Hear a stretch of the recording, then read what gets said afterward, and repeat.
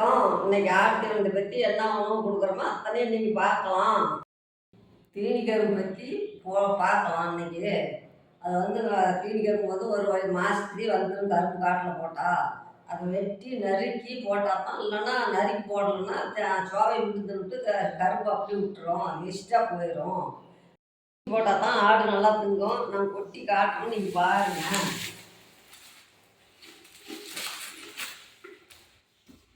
காட்டில் வந்து கொட்டை போட்டால் 3 மாதத்தில் வந்துடும். கடலக்காயை பிடிங்கி அறுவடைச்சி கொடி நல்லா காய வச்சு குத்தரி போட்டால் நல்லா தலையை போட திங்காது. முடி தான் நல்லா திங்கும். இது ஆட்டை தம் பண்ணுறோம். சோளத்தை வச்சு பார்க்கலாம். காட்டில் போட்டால் 90 நாள் வந்துடும். இது வந்து ஆடு வந்து விரும்பி சாப்பிடும். தீனி வந்து ஆட்டுக்கு போடுறத தீனி உணவு கொடுக்கறத பார்த்தோம். இப்போ வந்து தண்ணி காட்டுறத பார்க்கலாம். இது வந்து காய்கறி தண்ணி. இது தவிடு அரிசி. இது வந்து தண்ணியில் கலந்து ஆட்டுக்கு வந்து காட்டணும்.